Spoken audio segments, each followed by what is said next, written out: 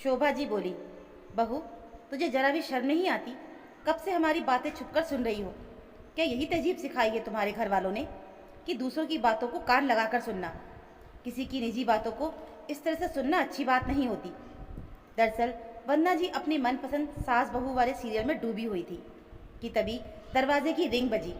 वो अब हल्के से हड़बड़ाई, अब कौन आ गया इस वक्त, और कहते हुए वो धीरे धीरे दरवाजे की ओर बढ़ी। जैसे ही दरवाज़ा खोला, सामने अपनी बेटी प्राची को देखकर उनके चेहरे पर खुशी की लहर दौड़ गई।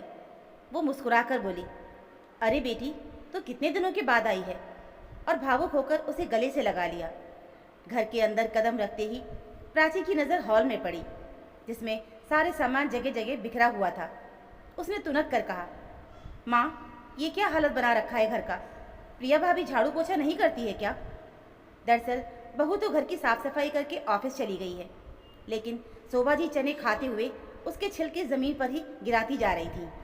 हॉल में उनके कुछ कपड़े भी इधर उधर फैले हुए थे। स्थिति थोड़ी असहज हो गई, पर शोभा जी ने बात को फौरन संभालते हुए लंबी सांस ली और कहा, क्या बताऊं बेटी, मेरी किस्मत ही खराब है। तेरी जैसी बहू कहाँ नसीब होती है सबको। ये तो पूरे दिन तैयार होकर बाहर ही घूमती रहती है, ना घर की चिंता ना सास की फिक्र।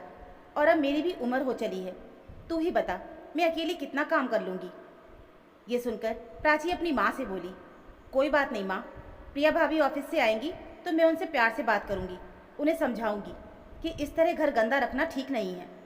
सोचो अभी अचानक कोई मेहमान आ जाए तो क्या सोचेगा, यही ना कि कितने गंदे तरीके से रहते हैं। शोभा जी को थोड़ा झेप महसूस हुई, पर उन्होंने बात पलटते हुए कहा, अच्छा ये सब छोड़, प्राची तू बैठ, मैं तेरे लिए जूस बना कर आती हूँ। प्राची मुस्कुराकर बोली, नहीं माँ, अभी तो जूस पीने का मन नहीं है। थोड़ी देर में जब भाभी आ जाएंगी तब कुछ चटपटा बनाकर खा लूँगी, आप तो बस आराम करिए। शोभा जी थककर सोफे पर बैठते हुए बोली, और बता बेटी, जो एसी मैंने दिलवाया था वो ठीक से काम कर रहा है या नहीं? उसकी ठंडी हवा से तेरे घर वाले खुश तो होंगे ना, और तुझे भी अच्छी नींद आती होगी। ये सुनकर प्राची के चेहरे पर मुस्कान आ गई। वो बोली, माँ, उस एसी की वजह से तो मेरा सारा काम आसान हो गया है। जब भी काम करके गर्मी लगती है तो हम सब एसी वाले कमरे में चले जाते हैं। आपने और प्रिया भाभी ने जो मदद की है उसी से सब कुछ इतना बेहतर हो पाया है। शोभा जी ने प्यार से प्राची के सिर पर हाथ फेरते हुए कहा, तू मेरी बेटी है, तेरी सुख सुविधा का ख्याल रखना मेरा फ़र्ज़ है। और अगर प्रिया कमा रही है तो तुम्हारे लिए थोड़ा बहुत करना तो बनता है ना, आखिर तू उसकी इकलौती ननद जो है। फिर दोनों माँ बेटी आराम से बैठकर सीरियल देखने लगी कि तभी प्राची का मोबाइल बजा। उसके पति रोहन का फ़ोन था। प्राची ने फ़ोन उठाते हुए कहा, सुनिए, ऑफिस से छुट्टी के बाद जब घर लौटें तो इसी रास्ते से आइएगा और मुझे भी लेते चलिएगा। फ़ोन कटने के बाद प्राची बार बार अपना मोबाइल देख रही थी, मानो किसी और संदेश का उसे इंतज़ार हो।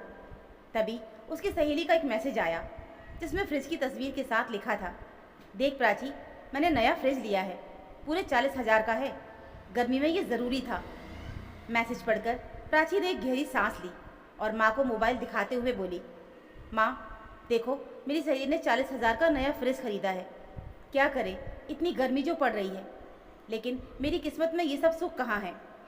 प्राची ने जानबूझकर अपनी बात अधूरी छोड़ दी कि तभी शोभा जी ने उसे दिलासा देते हुए कहा, अरे तो क्या हुआ बेटा, तू कोई बढ़िया सा फ्रिज पसंद कर ले, मैं प्रिया से कह दूंगी तो वो पैसे दे देगी। जब तक मैं हूँ तुझे किसी चीज़ की चिंता करने की कोई ज़रूरत नहीं है। ये सुनते ही प्राची के चेहरे पर खुशी की झलक उठी। उसने तुरंत मोबाइल निकाला और ऑनलाइन फ्रिज देखने लगी। कुछ देर स्क्रीन स्क्रॉल करने के बाद उसकी नज़र 45,000 वाले सिल्वर कलर के फ्रिज पर टिक गई। माँ के सामने मोबाइल लाते हुए प्राची ने बोला, माँ, ये वाला फ्रिज बहुत अच्छा लग रहा है, कलर भी बहुत प्यारा है और साइज़ भी सही है। शोभा जी मुस्कुराई और प्यार से बोली, ठीक है बेटा, प्रिया को आने दे, मैं उससे बात करती हूँ। तभी उनकी बहू प्रिया ऑफिस से घर लौट चुकी थी। जैसे ही वो अंदर आई, उसने माँ बेटी की बातें सुन ली। वो चुपचाप पास ही खड़ी रही और सब कुछ सुनती रही। शोभा जी उत्साहित होकर बोली, बेटी तू चिंता मत कर, मेरी बहू तो नोट छापने की मशीन है, जितना भी मांगो दे देती है। ये सुनकर प्रिया को बुरा बहुत लगा। उसने बिना देर किए ही कहा, मम्मी जी, मैं नोट छापने की मशीन नहीं हूँ, आप मेरे बारे में क्या क्या कहती हैं ये अब मुझसे छिपा नहीं है। इतना सुनते ही शोभा जी गुस्से से बोली, सुन प्रिया, तुम्हें हमारे बीच की बात सुनने और टांग अड़ाने की हिम्मत कैसे हुई? हमारी बात छुपकर कब से सुनने लगी हो? शर्म नहीं आती तुझे? पहले प्रिया को अपनी सास की कड़कती आवाज़ से थोड़ा डर तो लगा, लेकिन फिर दृढ़ स्वर में जवाब दिया, माँ जी, मैं छिपकर नहीं सुन रही थी। ऑफिस से सीधे घर आई हूँ और ये बातें कानों में पड़ गई। वैसे भी आज नहीं तो कल ये मांग मेरे सामने आती ही, इसलिए मैं अभी साफ साफ कह रही हूँ कि मेरे पास फिलहाल इतने पैसे नहीं हैं और मैं ये खर्चा नहीं उठा सकती। शोभा जी गुस्से में तमतमाती हुई बोली, अच्छा, अब जब सुन ही लिया है तो खुलकर सुन ले। तुम्हें प्राची के लिए 45,000 का फ्रिज खरीद कर देना ही होगा। हमने तुम्हें नौकरी करने की आज़ादी दी है, तो तुम्हारी सैलरी का उपयोग हम ही करेंगे। और अगर इस घर में चैन से रहना चाहती हो तो हमारी बात तुम्हें माननी पड़ेगी, वरना अमित से मैं सब कुछ कह दूंगी। प्रिया कुछ बोलने ही वाली थी कि तभी बाहर से एक सख्त आवाज़ आई, और मम्मी जी, आपको हमारे लिए अपने घर में फैसले लेने की ज़रूरत नहीं है। तीनों ने चौंक कर दरवाजे की ओर देखा तो प्राची का पति रोहन दरवाजे पर खड़ा था। प्राची चौंकते हुए बोली, अरे, आप इतनी जल्दी आ गए? आपने तो कहा था कि डिनर के टाइम आएंगे। रोहन ने शांत स्वर में जवाब दिया, ऑफिस की मीटिंग कैंसिल हो गई तो सोचा जल्दी आ जाऊं, लेकिन बहुत अच्छा हुआ जो आज मैं ऑफिस से जल्दी छूट गया। मम्मी जी, मैं बहुत दिनों से कुछ कहना चाहता था, लेकिन समय नहीं मिल पा रहा था। वो थोड़ी देर रुका और फिर ठहराव से बोला, आपने पिछली बार भी प्राची को एसी गिफ्ट दिया था। आप फिर से फ्रिज की बात कर रही हैं, मगर सच कहूँ तो हमारे पास जो है उसमें आराम से काम चल रहा है। हमें नया फ्रिज नहीं चाहिए। ये सुनकर शोभा जी थोड़ी घबराई, लेकिन अपने अंदाज में बोली, अरे दामाद जी, मैं तो बस बेटी को सारी सुविधा देना चाहती थी। उसका सुख ही मेरी खुशी है।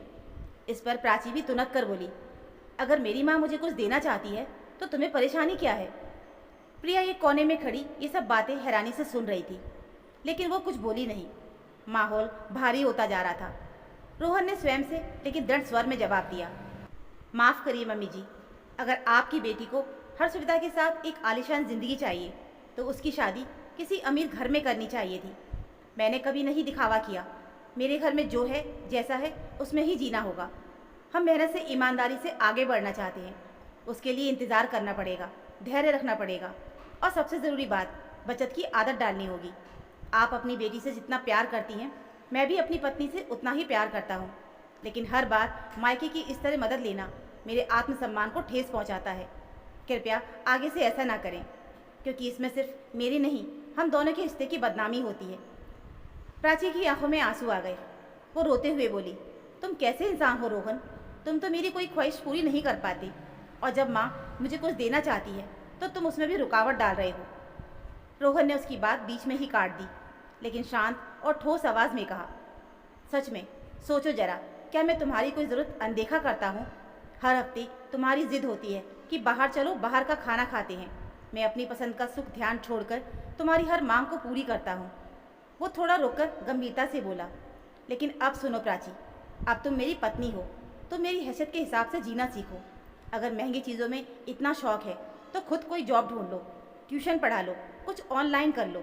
4 पैसे आएंगे तो अपने शौक भी पूरे कर लेना, लेकिन हर बार मायके से कुछ मांगना बंद करो।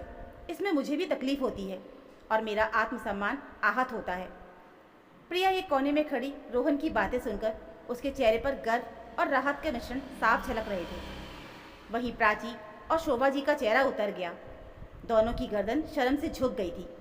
वो सब सुनकर प्राची और शोभा जी को अपनी गलती का एहसास हुआ। उन्हें समझ में आ गया कि शादी के बाद बार बार महंगी चीज़ों की फरमाइशें करना, चाहे ससुराल से हो या मायके से, दोनों ही घरों के लिए ठीक नहीं है। माहौल थोड़ा भारी होता चला गया। तभी प्रिया मुस्कुराते हुए बोली, आप लोग बातें करते रहिए, मैं चाय नाश्ता लेकर आती हूँ। उस दिन के बाद ना तो शोभा जी अपनी बेटी के लिए कोई महंगा सामान दिलवाने की कोशिश की और ना ही प्राची ने कभी कुछ मांगा अपनी माँ से। प्रिया को भी बड़ी राहत मिली, क्योंकि अब उसकी सैलरी का एक बड़ा हिस्सा ननद की फरमाइशों में नहीं जाता। और सबसे बड़ी बात, रोहन ने सही समय पर आवाज़ उठाकर रिश्तों में पनप रही कड़वाहट को पनपने से पहले ही रोक दिया। तो दोस्तों, ये थी हमारी आज की कहानी। उम्मीद करती हूँ आपको ये कहानी ज़रूर पसंद आई होगी। इस कहानी को लेकर आपकी क्या राय है, हमें कमेंट में ज़रूर बताना। कहानी अच्छी लगी हो तो प्लीज़ वीडियो को लाइक और चैनल को सब्सक्राइब ज़रूर कर लीजिएगा। मिलते हैं फिर एक और ऐसी नई कहानी के साथ। तब तक के लिए धन्यवाद।